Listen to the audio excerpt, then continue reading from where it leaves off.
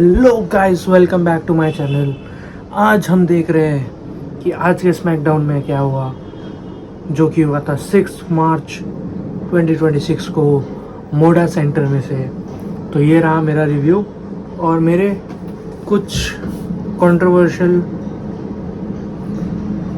बातें करने वाला हूँ मैं इसमें, क्योंकि मैंने उसका वो देखा, मेन इवेंट देखा और मेरा स्किन गर्म हो रहा है। तो ये आप देखिए रिव्यू, तब तक मैं आपको मिलता हूँ। तो ये शो स्टार्ट हुआ रैंडी ओटन से, जो कि एलिमिनेशन चैम्बर जीत चुके थे, और उसने आके बोला कि मेरे को कोई फ़र्क नहीं पड़ता है कि क्या कोडी रोड्स आए या ड्रू मैकेंटायर, मैं जीतने वाला हूँ अपना 15 चैम्पियनशिप।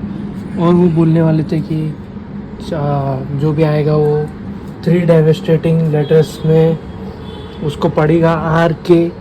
वो बोलने से पहले ट्रिक विलियम्स का म्यूज़िक स्टार्ट हुआ, वो नीचे आके बड़बड़ किया, कुछ मतलब का बड़बड़ नहीं था, वो आगे उसने RKO खाया और वो चीज़ ख़त्म हो गया। बैक स्टेज में फिर डेमियन प्रिस्ट आते और बोलते कि मेरे को आज मैच के लिए चाहिए। तो ना निक ऑल्डर्स बोलते हैं कि तुम्हें पता नहीं कि तुम एक मैच में हो, उसने तुम्हें नहीं बताया।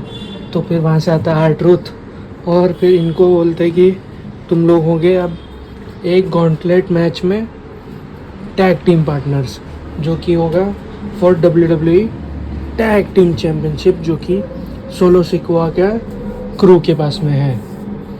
फिर नेक्स्ट होता है of course tag team turmoil match होता है, जिसमें पहले तो स्टार्ट होता है Motor City Machine Guns versus Fraxiom. उसमें फ्रैक्सियम जीत जाते हैं, पर मोटर सिटी मशीन गन्स को क्लीन नहीं आ रहा है उन्होंने।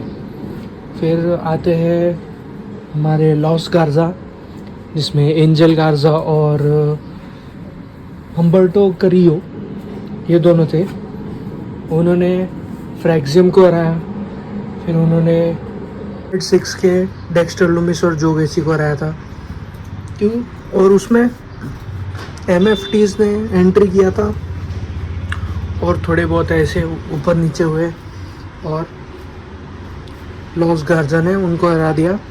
फिर आए डेमियन प्रिस्ट और R-Truth और मतलब मैच अच्छा हुआ था। फिर लास्ट में डेमियन प्रिस्ट ने South of Heaven choke slam दिया और R-Truth ने एटीट्यूड एडजस्टमेंट दिया और पिन कर दिया। तो फिर एक बैक स्टेज सेगमेंट था जिसमें मीज़ इससे बात कर रहे रहते किसी से, तो और निक ऑल्डर्स आते वहाँ पर और बोलते कि मुझे चाहिए कि तुम डैनहाउज़न को मेंटर करो। डैनहाउज़न आके बोलता है कि तुम मेरे को मेंटर नहीं करोगे तो मैं तुम्हारे पे कर्स डाल दूँगा, और तुम्हें पता ही है कि मेरा कर्स कैसा होता है। अगर नहीं पता है तो डोमिनिक मिस्टीरियो को पूछ लेना।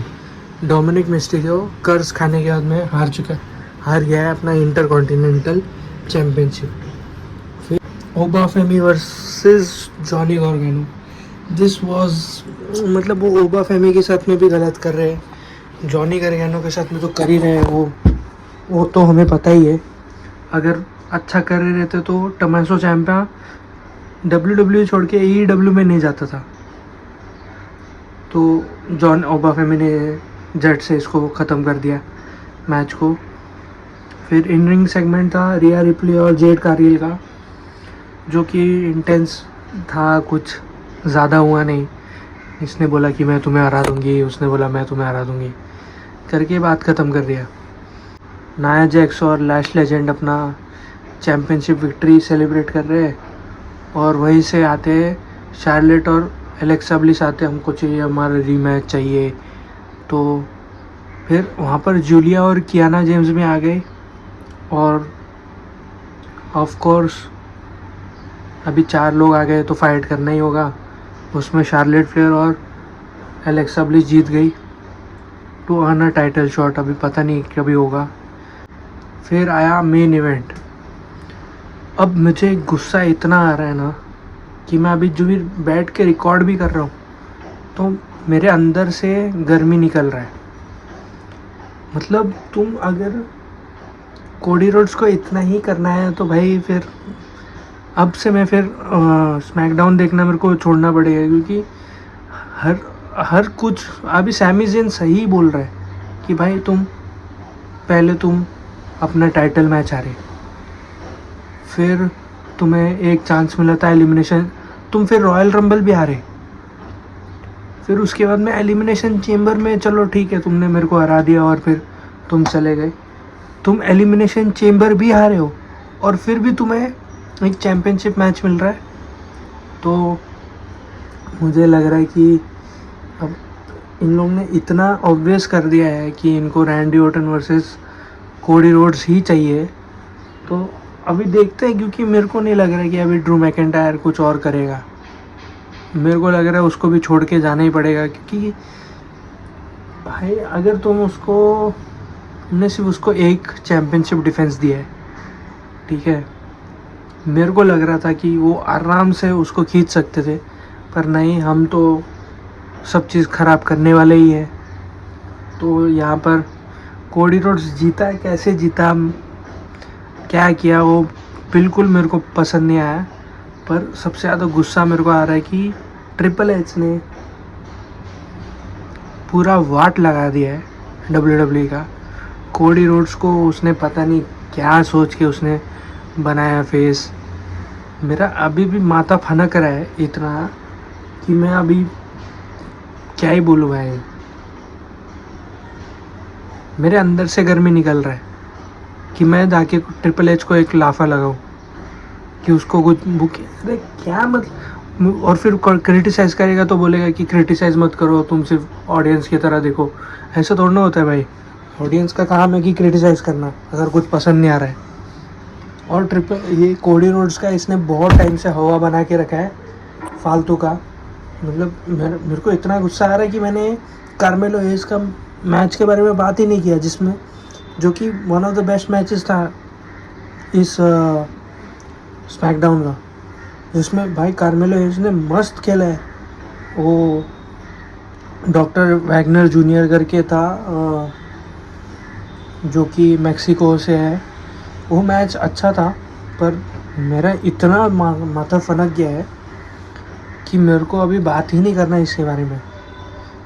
मैं इसको स्मैकडाउन को एक और वीक देखूंगा अगर कुछ हुआ नहीं, क्योंकि मेरे को नहीं लग रहा है कि ये लोग ट्रिपल थ्रेट करने वाले। अब वो वैसा हो जाएगा कि गोल्डन गूस को चैम्पियनशिप मिल गया तो ड्रू मैकिंटायर अब कोई और फ्यूड में चले जाएगा। तो मैं देखूंगा अगले वीक में, या तो उसका मैच हो जाएगा जेकब फाटो के साथ में, जो कि बीच में आया फालतू की चीज़ करने को। बीच में आके उसने ड्रू मैकिंटायर, जो कि हील का मतलब ही होता है कि भाई वो चीट करेगा, वो चीट नहीं करेगा तो क्या मतलब हील का। तो वो आके चेयर लेके जा रहा था, तो ये बंदा भाई करके आया और उसने उसका चेयर हटा दिया। तो मैं अभी आग बबूला हो चुका हूँ, देखता हूँ क्या और क्या है। तब तक के लिए आपको मैं मिलता हूँ ट्यूसडे को एक और रॉ रिव्यू से। रॉ बहुत अच्छा चल रहा है, पर स्मैकडाउन इन लोग ने पूरा ही घान कर दिया है। या देखता हूँ मैं आपको, तब तक के लिए देखते रहिए और सब्सक्राइब कीजिए। Thank you guys for watching. अगर आपको ये वीडियो अच्छा हो तो लाइक, शेयर, सब्सक्राइब और कमेंट करके मेरे को बताओ कि आगे क्या आपको लगता है कि क्या होगा, क्या कर सकते हैं हम इस चैनल को और ग्रो करने के लिए। तब तक के लिए good bye and good night. Bang.